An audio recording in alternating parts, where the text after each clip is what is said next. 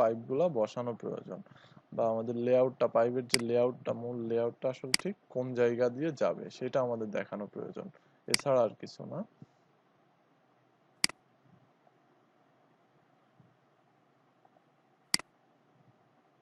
ওকে, আচ্ছা, তো এই পাশে আমাদের প্রত্যেকটা পাইপ টানা শেষ। তো নেক্সটে আমাদের এই পাশের যে পাইপটা আছে সেই পাইপটা আমরা টানবো। তো আমাদের এই পাশে যেহেতু দরজা আছে, আমরা এই পাশ দিয়ে পাইপটা টানতে পারবো না, সেই ক্ষেত্রে আমাদের করণীয় এই পাশ দিয়ে পাইপটা টানতে হবে। তো আমি বাইরে থেকে যদি পাইপটা নিয়ে আসি, আচ্ছা, পাইপটা এখানে আমি রাখলাম।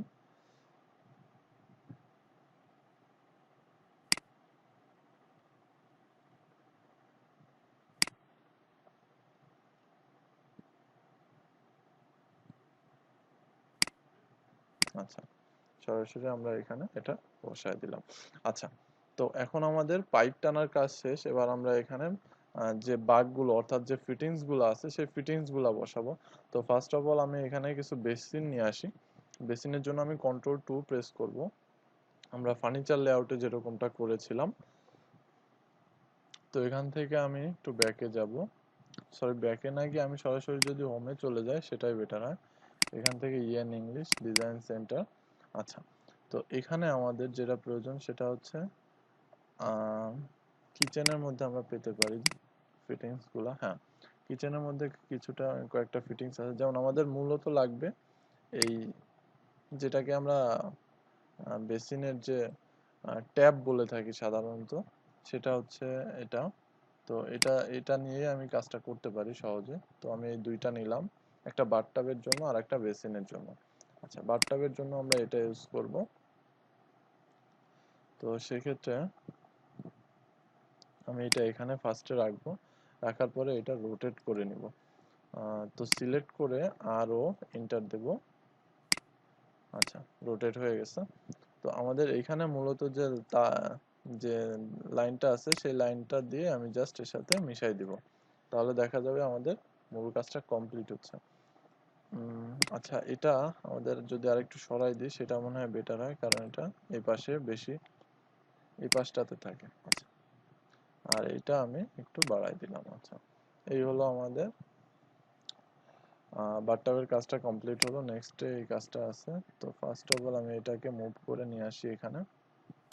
আচ্ছা, এখানে আনার পরে এটাকে রোটেট করব আমি। রোটেট করার পরে এটাকে আরেকটু সামনে আমরা নিতে পারি যদি চাই, তবে না নেওয়াই ভালো আমার মনে হয়, কারণ এটাই ঠিকঠাকই আছে। যাই হোক, আমি নিয়ে নিলাম, আমি এখানে এটা মিশাই দিলাম। আচ্ছা, তো এই সেম জিনিসটা আমাদের এখানেও হবে, এখানেও হবে। তো সেক্ষেত্রে আমি এটা একটু কপি করব, সিও ইন্টার কপি করে আমি এখানে একটা বসাবো, আর এখানে একটা বসাতে হবে। তো এখানেরটা তো ঠিকই আছে, আমি যদি একটু জাস্ট মুভ করে সামনের দিকে আগাই দিই সেক্ষেত্রে আমাদের কাজটা কমপ্লিট হয়ে যাবে এখানে। আচ্ছা, তো এটা কমপ্লিট। এবার নেক্সট হচ্ছে আমাদের এটা আমি একটু রোটেট করে নিব। তো রোটেট করলাম, রোটেট করার পরে এটাকেও আমি সেম ভাবে একটু মুভ করে নিব সামনে। আচ্ছা, মুভ করে নিলাম, তাহলে আমার কাজটা কমপ্লিট হলো। এবার আমি এটা একটু সামনে এক্সটেন্ড করে দিলাম। আচ্ছা, নেক্সটে এটা একটু এক্সটেন্ড করে দিব। আচ্ছা, আচ্ছা, তো এখানে আরেকটা বেসিন আছে। তো এই বেসিনে আমাদের এই এই জিনিসটা, অর্থাৎ এই যে এই ফিটিংসটা আমাদের প্রয়োজন হবে। তো সেই ক্ষেত্রে আমি এক কাজ করি, আমি এটা ওইখানে, সরি, এটা কপি করতে হবে, আমি মুভ করে ফেলছিলাম, কপি করব। আচ্ছা, কপি নিয়ে আমি ঠিক বসাবো কোথায়, এইখানে। আচ্ছা, এবার এখান থেকে যে ফিটিংসটা আছে, ফিটিংসটাতে পাইপটা আমি সামনে একটু এক্সটেন্ড করে দিলাম। আচ্ছা, তো সবগুলো ফিটিংস এর কাজ আমাদের কমপ্লিট। এবার হচ্ছে আমাদের যে এলবো বা বাগ যেটাকে আমরা বলি, বা ওয়াই যেটা যেখানে আছে সেই কাজগুলো আমাদের কমপ্লিট করতে হবে। যেমন এখানে একটা ওয়াই এর প্রয়োজন, আমি ফার্স্টে ফিলেট করব, আর এন্টার দিব। ফিলেট আছে 1 ফিট 3 ইঞ্চি, আমাদের এত বড় ফিলেট এখানে প্রয়োজন নেই। তো আমি এখানে যদি 1 ইঞ্চির ফিলেট করি সেক্ষেত্রেও বড় হয়ে যায় অনেক সময়, আমি তাও ট্রাই করে দেখি। আচ্ছা, ঠিক আছে মোটামুটি। তো এবার এটাকে যদি আমি একটা আর্ক দিয়ে মিশাই তাহলে কেমন হয়? ARC, আমি অর্থটা একটু অফ করে দিচ্ছি।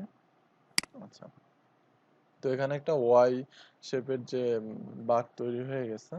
আচ্ছা, তো এইগুলার আরেকটা লেআউটে আমাদের করলে সবচেয়ে বেটার হয়, তবে সেটা আমরা একটু পরে করব, কারণ এখন আমাদের প্লাম্বিং লেআউটের লাইনগুলা থেকেই আমরা ফিলেট করতেছি।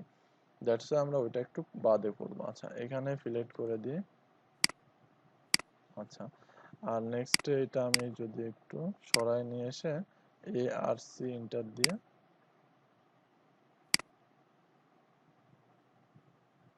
আমি যদি এখানে দিয়ে দিই সেক্ষেত্রে বেটার হয়। আচ্ছা, নেক্সট এখানে আমি ফিলেটে যেহেতু আমাদের বাঁকের ডিগ্রিটা দেওয়া আছে, তো সেক্ষেত্রে আমাদের বারবার দেওয়ার প্রয়োজন হচ্ছে না।